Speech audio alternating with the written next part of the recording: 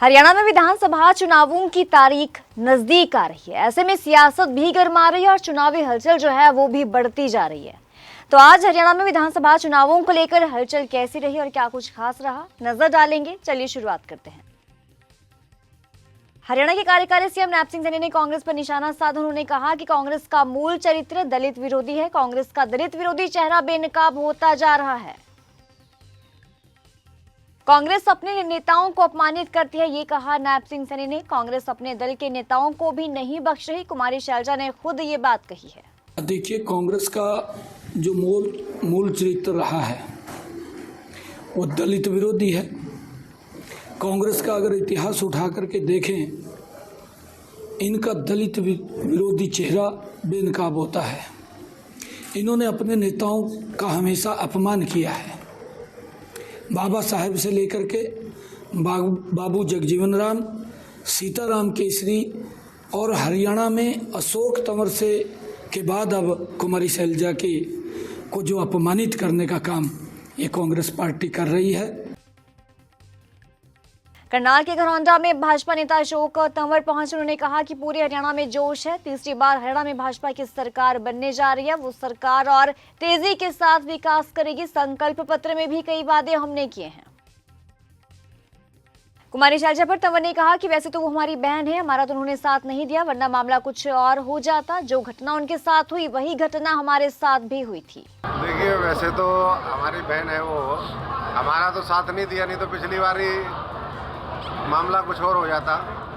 लेकिन आज जिस तरीके से यही घटना जो आज उनके साथ हुई वही पिछली बार हमारे साथ हुई थी। हमने तो बल्कि 5 साल 8 महीने सड़कों पे बिताए थे, साइकिल चलाई थी, पैदल चले थे, इस करनाल की धरती पे कई बार प्रदर्शन और धरने करे थे। लेकिन उसके बावजूद भी मैं समझता हूँ कि लोगों की अनदेखी हुई।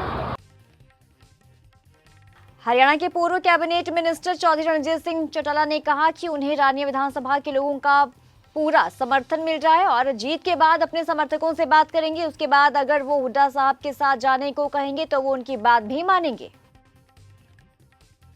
रणजीत सिंह चौटाला ने कहा कि भूपेंद्र सिंह हुड्डा से उनके रिश्ते राजनीति से भी ऊपर हैं। वहीं कांग्रेस नेताओं द्वारा कुमारी शैलजा को अपशब्द कहे जाने पर चौधरी रणजीत सिंह चौटाला ने कहा कि कांग्रेस की एक बहुत बड़ी नेता है और अगर उन्हें कोई इस तरह से अपशब्द कहेगा तो ऐसे समाज भी इससे अपना अपमान समझेगा। कुमारी शैलजा एक एससी परिवार के हैं, गरीब लड़की है, उसको इग्नोर करना ठीक नहीं। देखिए, मैं आपसे बताऊं, देखिए राजनीतिक क्या समीकरण बन जाए वो तो अलग बातें हैं। यहाँ से जब मैंने समझ पकड़ी है, जो दलवीर सिंह यहाँ से एमपी होते थे, बहुत वाइड लीडर थे, हरियाणा के बड़े लीडर थे। तब दिल्ली में अगर कोई कैबिनेट में एक मिनट था इंदिरा गांधी की कैबिनेट में, तो जो दलवीर सिंह होते थे, वो 6 बार यहाँ से एमपी बने। और मेरे ख्याल में शैलजा जी भी यहाँ से 4-5 बार एमपी बनी है। उनका बहुत बड़ा वजूद है। पूरे हरियाणा में एससी समाज में उनका ज़बरदस्त असर है, दूसरी समाज में भी है, ओबीसी में भी है। अगर उन्हें कोई इग्नोर करता है तो एससी समाज इसको अच्छा नहीं समझेगा, वो इसे अपना समाज का अपमान समझेगा। तो राजनीतिक आदमी सबको साथ लेके चलता है। भाजपा के प्रत्याशी देवेंद्र अत्री को लोगों का भारी समर्थन मिल रहा है और देवेंद्र अत्री ने ये कहा कि उचाना की जनता के साथ पिछले 50 सालों से पक्षपात हुआ है। आगे कहा कि कोई भी बड़े काम यहाँ स्थायी नेता नहीं करवा पाए हैं। युवाओं को रोजगार के लिए बाहर भटकना पड़ेगा और स्थायी रोजगार की सुविधा यहाँ पर नहीं है। सुने क्या कुछ कहा। हमारे यहाँ सबसे बड़ा मुद्दा है, सबसे बड़ी समस्या नहरी पानी की। नहरी पानी का मुद्दा है, घरों में जैसे पानी है, पीने का पानी है और साथ में शिक्षा और चिकित्सा है। ये बड़े मुद्दे हैं जिनको लेकर हम काम करने के लिए आश्वस्त कर रहे हैं लोगों को और विश्वास दिला रहे हैं। और 100% लोग आश्वस्त हैं और हम लोग यहाँ से, हम भी यहाँ से 100% आश्वस्त हैं। जिस हिसाब से हमें आशीर्वाद मिल रहा है उस हिसाब से हम लोग कमल का फूल खिला रहे हैं। गन्नौर विधानसभा क्षेत्र से निर्दलीय प्रत्याशी देवेंद्र कादियान ने कहा कि मुझे हल्के से जनता का अपार स्नेह और आशीर्वाद मिल रहा है, जन समर्थन भी मिल रहा है और ये शक्ति दर्शाती है कि जनता कांग्रेस और भाजपा के प्रत्याशी से परेशान हो चुकी है। देवेंद्र कादियान बोले, आपके हकों की लड़ाई वे पूर्ण रूप से विधानसभा में लड़ेंगे और रोजगार, शिक्षा, स्वास्थ्य, विकास में बढ़ोतरी करवाना मेरी प्राथमिकता रहेगी। हमारी जो टिकट है, मैं जो उम्मीदवार हूँ, कन्नौर हल्के की 36 बिरादरी का उम्मीदवार हूँ, जनता का उम्मीदवार हूँ। और ये चुनाव वास्तव में जनता लड़ रही है। जनता लड़ रही है। जो पुराने 40 साल पुराने 35 साल पुराने जो हमारे यहाँ जो बीमारियाँ हैं उनको निकालने का मन बना लिया है। और ये बार बार बड़े नेताओं को यहाँ लाकर ये बुलवाने की कोशिश कर रहे हैं कि भाई जो भी निर्दलीय उम्मीदवार हैं इनको ये लोग कह रहे हैं कि भाई ये वोट काटू है।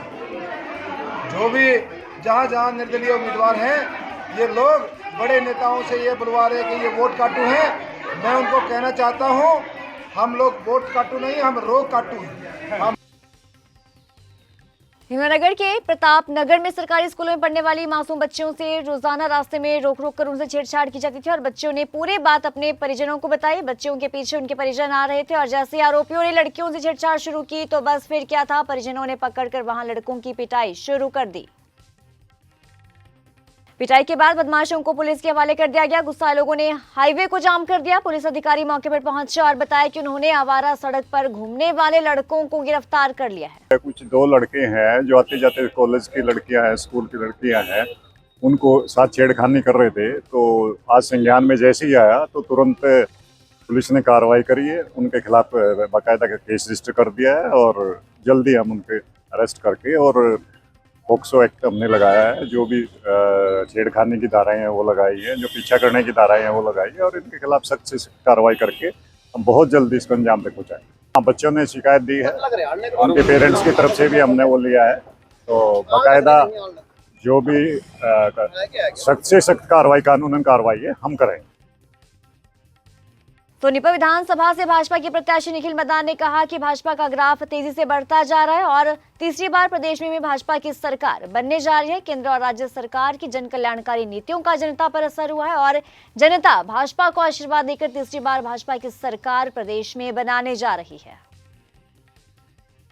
सोनीपत हल्के की जनता कमल खिलाने का मन बना चुकी है। उन्होंने कहा कि जनता के सहयोग और आशीर्वाद से भाजपा सरकार के तीसरे कार्यकाल में सोनीपत हल्का विकास में आगे बढ़ेगा। हरियाणा विधानसभा चुनावों के महम सीट से मुकाबला दिलचस्प होने जा रहा है। जी हां, महम सीट से अब मुख्य मुकाबला निर्दलीय विधायक बलराज कुंडू और भाजपा से किनारा होकर महम 24C की पंचायत की निर्दलीय उम्मीदवार राधा अहलावत के बीच हो गया है। शमशेर खरखड़ा ने महम में 6 करोड़ के विकास कार्य करवाए और इस बार भाजपा की टिकट के लिए अपनी पत्नी राधा अहलावत के लिए टिकट दावा किया था, लेकिन भाजपा से राधा अहलावत को टिकट न मिलने पर निर्दलीय चुनावी मैदान में उतार दिया।